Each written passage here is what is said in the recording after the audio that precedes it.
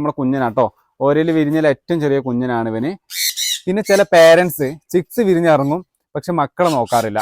നമുക്ക് 6 ചിക്സ് വിരിഞ്ഞാൽ എന്ത് ചെയ്യാന്ന്. അപ്പോൾ അതുപോലെ friends, welcome back to our channel. എൻ്റെ പേര് വിശാഖ്. അപ്പോൾ ഞാൻ ഇന്ന് വന്നെന്താ വെച്ചാൽ, ചില ബേഡ്സിന് നമുക്ക് 6 എഗ്ഗുകളൊക്കെ ചെയ്തിട്ട് ചിലപ്പോൾ 5 എഗ്ഗ് അല്ലെങ്കിൽ 6 എഗ്ഗൊക്കെ വിരിയാറുണ്ട്. അത് വളരെ അപൂർവമായിട്ടാണ്. അപ്പോൾ എല്ലാവർക്കും അതിന് കിട്ടാറൊന്നുമില്ല. ചിലപ്പോൾ നമ്മളെ കൊടുക്കുന്ന കാൽസ്യം കാര്യങ്ങളൊക്കെ പെർഫെക്റ്റ് ആണെങ്കിൽ നമുക്ക് അങ്ങനെ വരാറുണ്ട് കേട്ടോ.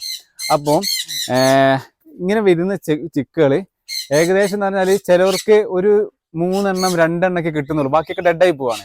അപ്പൊ അതിന്റെ കേസിൽ എന്താണ്, അപ്പൊ നമുക്കത് എങ്ങനെയൊക്കെ നമുക്ക് കൺട്രോൾ ചെയ്ത് 6 ചിക്സ് വിരിഞ്ഞാൽ ആ 6 ചിക്സിന് എങ്ങനെ നമുക്ക് എന്ത് ചെയ്യാം, വളർത്തിയെടുക്കുക എന്നുള്ളതാണ് ഞാൻ ഈ വീഡിയോ കൂടെ പറയുന്നത് കേട്ടോ. അപ്പോൾ ദയവ് ചെയ്ത് വീഡിയോ സ്കിപ്പ് ചെയ്യാതെ കാണാം. നമ്മുടെ ചാനൽ സബ്സ്ക്രൈബ് ചെയ്തില്ലെങ്കിൽ മസ്റ്റ് സബ്സ്ക്രൈബ് ചെയ്യുക. തുടർന്ന് ബെല്ലൈക്കൺ എന്നെ വിളിയാൻ മറക്കരുത് കേട്ടോ. അത് നേരെ എന്തെങ്കിലും വീഡിയോയിലേക്ക് പോകാം.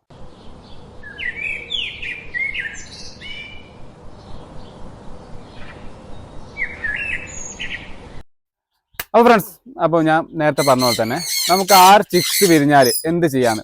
അപ്പോൾ ഞാനിവിടെ ചെയ്യാറ് വെച്ചാൽ, ഇപ്പോൾ ഹെലികോപ്റ്റേഴ്സ് വരെയൊക്കെയാണ് എനിക്ക് സാധാരണ 5 ചിക്സ് ഒക്കെ വിരിയാറ്. ആ സമയത്ത് ഞാൻ എന്ത് ചെയ്യുക, പോസ്റ്റൽ ബാലൻസ് പറഞ്ഞ പോലെ നമ്മൾ വളർത്തമ്മമാരെ യൂസ് ചെയ്യാറുണ്ട്. കാരണം അതേ സമയം ലവ് ബേഡ്സും വിരിഞ്ഞിറങ്ങിയിട്ടുണ്ടാവും. അപ്പോൾ ഞാൻ ഓർക്ക് മാറ്റി വെക്കാറാണ് പതിവ്.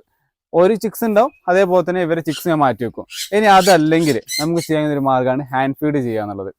അപ്പോൾ എനിക്ക് തോന്നുന്നത് ഏറ്റവും നല്ലത് ഹാൻഡ് ഫീഡ് ചെയ്യലാണ്. കാരണം നമ്മൾ സപ്പോർട്ടിങ് ചെയ്യുന്നതാണ്, പേരൻസ് സപ്പോർട്ട് ചെയ്യും. ഇപ്പോൾ കാണിച്ചു തരാം, ഇത് നമ്മുടെ ഹെലികോപ്റ്ററാണ്.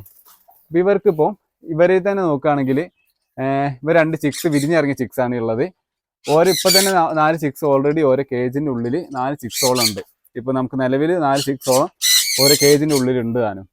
അപ്പം എന്താ വെച്ചാൽ ഇവരിപ്പം ഇപ്പം നമുക്ക് ഫുഡ് കൊടുത്ത്, അതായത് ഇപ്പോൾ ഉള്ള ചിക്സിന് ഫുഡ് കൊടുത്ത സമയത്തിന് ഒരു എഗ്ഗും ചെയ്ത്, ഞാൻ സാധാരണ നല്ല ടൈം കൊടുക്കാറാണ് എല്ലാ ബേഡ്സിനും. ഒരു 2 മാസത്തോളം ഗ്യാപ്പ് ഇട്ടാണ് പിന്നെ ഞാൻ ബ്രീഡിങ്ങിന് കയറ്റാറുള്ളത്. അപ്പോൾ ഞാൻ ഇവർ അറിഞ്ഞിട്ടില്ല, അവർ അപ്പോൾ തന്നെ എഗ്ഗും ചെയ്തു. അപ്പോൾ ഓൾറെഡി ഇവർ ചിക്സിന് എന്താ ചെയ്താൽ ഫുഡ് കൊടുത്തിട്ട് വീക്കായിരിക്കും. ടോട്ടലി ഇപ്പോൾ മെയിൽ അത്യാവശ്യം കുഴപ്പമില്ല, നമ്മൾ അങ്ങനെ ഫുഡ് കൊടുക്കുന്നത് കുഴപ്പമില്ല, കാൽസ്യം നല്ല കയറ്റി കൊടുക്കാറുണ്ട്. എന്നാൽ തന്നെ ഈ 4 ചിക്സിന് ഇവർ ഫീഡ് ചെയ്യുന്ന സമയത്ത് ഇവർ ഭയങ്കര വീക്കായി പോകും, ടോട്ടലി വീക്കായി പോകും. അപ്പോൾ അങ്ങനെ വീക്കാൻ നമുക്ക് ഒരിക്കലും സമ്മതിക്കരുത്. അപ്പോൾ നമ്മൾ ചെയ്യേണ്ട പണി എന്താ വെച്ചാൽ, ഒന്നല്ലെങ്കിൽ ആ ചിക്സിനെ എടുത്തിട്ട് പോസ്റ്റൽ പാരൻസിന് മാറ്റി വെച്ച് കൊടുക്കുക. അതല്ലെങ്കിൽ ചെയ്യാൻ ഒരു പണി വെച്ചാൽ നമ്മൾ എന്ത് ചെയ്യുക, ഹാൻഡ് ഫീഡ് ചെയ്യാം. ചെറിയ മക്കളെ ഹാൻഡ് ഫീഡ് ചെയ്യുക എന്ന് വെച്ചാൽ പേടിക്കേണ്ട കാര്യങ്ങളൊന്നുമില്ല. ആദ്യം വളർന്നു വരുന്ന, ആദ്യം വിരിഞ്ഞിറങ്ങിയ 3 ചിക്സിനെ എടുത്തിട്ട് എന്ത് ചെയ്യുക, ഒരു 10-15 ദിവസത്തോളം ഹാൻഡ് ഫീഡ് ചെയ്യുക. പിന്നെ ഓട്ടോമാറ്റിക് എന്ത് ചെയ്യും, ഓരത് കൊടുത്തോളും, മേടിച്ചോളും. അമ്മേനോട് അച്ഛനോട് ചോദിച്ച് മേടിക്കാനുള്ള ആ ഒരു പ്രായത്തിലേക്ക് എത്തും. അപ്പം പിന്നെ കുഴപ്പമില്ല, പിന്നെ നമുക്ക് എങ്ങനെയും നമുക്ക് ഒന്ന് മാനേജ് ചെയ്ത് തരാം. അപ്പം എന്നെ കൊടുക്കുന്ന കാണിച്ചു തരാം. അപ്പോൾ ഫ്രണ്ട്സ്, അപ്പം ഇത് വന്നില്ലേ, ഇത് നമ്മുടെ കുഞ്ഞനാട്ടോ. ഓരയിൽ വിരിഞ്ഞാൽ ഏറ്റവും ചെറിയ കുഞ്ഞനാണ് ഇവനിപ്പോൾ നമ്മൾ അന്ന് ഒരു ഏകദേശം ഒരു 10 ദിവസത്തോളം ഞാൻ ഹാൻഡ് ഫീഡ് ചെയ്തിരുന്നു. ഏറ്റവും ലാസ്റ്റ് വിരിഞ്ഞ കുഞ്ഞനാണ്. അപ്പം ഫസ്റ്റ് വിരിഞ്ഞ കുഞ്ഞന്മാർ ഹാൻഡ് ഫീഡ് ചെയ്യാൻ പറയാൻ കാരണം എന്താ വെച്ചാൽ, ഫസ്റ്റ് വിരിഞ്ഞ കുഞ്ഞന്മാര് ഫുൾ ഫീഡ് ആയാൽ പിന്നെ ഒരു ചോദിക്കാൻ നിൽക്കുമല്ലോ പേരൻസിനോട്. അപ്പോൾ ഇവരിന്റെ പേരൻസ് പോയിട്ട് ഏറ്റവും ചെറിയ കുഞ്ഞിന് ഹാൻഡ് ഫീഡ് ചെയ്യും, അല്ല ഏറ്റവും ചെറിയ കുഞ്ഞിന് ഫീഡ് ചെയ്യും. അപ്പൊ നമുക്ക് എന്ത് ചെയ്യും, ചെറിയ കുഞ്ഞിനെ ഫീഡ് ചെയ്യാനുള്ള ആ ഒരു കഷ്ടപ്പാട് നമുക്ക് ഒഴിഞ്ഞു കിട്ടും. വലിയൊരു ഫീഡ് ചെയ്യാൻ നമുക്ക് എളുപ്പമാണ്. അപ്പൊ ഈ ഫീഡ് ചെയ്ത് ഇപ്പൊ 10 ദിവസമായി, ഏകദേശം 11 ദിവസത്തിന് മേലെയായി. ആള് സെറ്റായി. ഇപ്പൊ നമ്മൾ ഫീഡ് ചെയ്ത് വെച്ചാണ് ഇപ്പൊ ചോദിച്ച് വാങ്ങുന്നുണ്ട് കേട്ടോ. ഇപ്പൊ രാവിലെ ഒരു ഫീഡും ചോദിച്ച് വാങ്ങിയതാണ് ഇപ്പൊ കാണുന്ന നിലവില്. കുഴപ്പമൊന്നുമില്ല, ആള് ഇവരെ നമുക്ക് എടുക്കാം, തിരിച്ചെടുക്കാം. കണ്ടില്ലേ, നമുക്ക് ഇങ്ങനെ യൂസ് ചെയ്യാം. പിന്നെ ഹാൻഡ് ഫീഡ് ചെയ്യാം ഒന്നിട്ടോ. പിന്നെ ചെയ്യാൻ കഴിയുന്ന ഒരു കാര്യം എന്ന് വെച്ചാൽ, മസ്റ്റായിട്ട് നിങ്ങൾ ഫുഡ് കൊടുക്കുന്നത് മാറ്റുക. കാരണം നമ്മൾ മുട്ട ഇടുന്ന സമയത്ത് കൊടുക്കുന്ന ഫുഡല്ല വിരിഞ്ഞു കഴിഞ്ഞാൽ കൊടുക്കേണ്ടത്. അതെപ്പോഴും ചിന്തിക്കുക. കാരണം എന്താ വെച്ചാൽ, വിരിഞ്ഞു കഴിഞ്ഞാൽ നമ്മൾ ഫുഡ് നന്നായിട്ട് കൊടുക്കണം. കാൽസ്യം അടങ്ങിയ ഫുഡ് കൊടുക്കണം, മിനറൽസ് അടങ്ങിയ ഫുഡ് കൊടുക്കണം, വൈറ്റമിൻസ് അടങ്ങിയ ഫുഡ് കൊടുക്കണം. ഇതൊരു കാരണവശാലും മറക്കരുത് കേട്ടോ. ഇതൊക്കെ നിങ്ങൾ ഫോർഗെറ്റ് ചെയ്യുന്നുണ്ട്, മറക്കുന്നതുകൊണ്ടാണ് ഈ സംഭവം ഉണ്ടാകുന്നത്. ഇത്തരം ഫുഡ് എടുക്കുമ്പോൾ തന്നെ നിങ്ങൾ ഒരു കാരണവശാലും മറക്കാത്ത സംഭവമുണ്ട്, എഗ് ഫുഡ് മറക്കരുത്. എഗ് ഫുഡ് എത്രത്തോളം കൊടുക്കുന്നോ അത്രത്തോളം ഇവര്, ഇതിപ്പോൾ ഞാൻ രാവിലെ എഗ് ഫുഡ് കൊടുത്തത് കേട്ടോ. അതുകൊണ്ടാണ് ഇപ്പോൾ ലാസ്റ്റുള്ള ആൾക്കാർ ഇത്രയും ഫുഡ് ഒരു കൊടുത്തത്. എല്ലാവരും ഫിൽഡാണ്. അപ്പം അതൊരിക്കലും മറക്കരുത്. എഗ് ഫുഡ് മസ്റ്റായിട്ട് കൊടുക്കണം കേട്ടോ. ഒരു വീക്ക് വേണമെങ്കിൽ 3 വട്ടം കൊടുത്തോളൂ, 4 വട്ടം കൊടുത്തോളൂ. അല്ലാണ്ട് നമ്മൾ സാധാരണ ഫുഡ് കൊണ്ട് ഒരു കഥയല്ല, അതെപ്പോഴും മറക്കരുത് കേട്ടോ. അപ്പം ഇത്തരം കാര്യങ്ങളല്ലോ, ഫുഡിന്റെ കാര്യം മറക്കരുത്. ഞാൻ കൊടുക്കച്ച രാവിലെ സ്പ്രൗട്ടർ കൊടുക്കാണ്ട് അപ്പം തന്നെ ഞാൻ സീഡ് മിക്സും കൊടുക്കും. അപ്പം തന്നെ ചോളം വെച്ച് കൊടുക്കും. രാവിലെയാണ് ഇവർ ഏറ്റവും കൂടുതൽ ഫുഡ് കൊടുക്കുക കേട്ടോ. അപ്പോൾ ഒരു കാരണവശാലും ഇവർ ഫുഡ് കൊടുക്കുന്ന കുറയരുത്. ഇവർ ഫുഡ് എടുക്കുന്നത് കുറയരുത്. അതിന് ഫുഡ് എടുക്കുന്ന പറഞ്ഞാൽ ഇവർ ചിലപ്പോൾ എന്ത് ചെയ്യാറ്, മക്കൾക്ക് ഫുഡ് കൊടുക്കില്ല.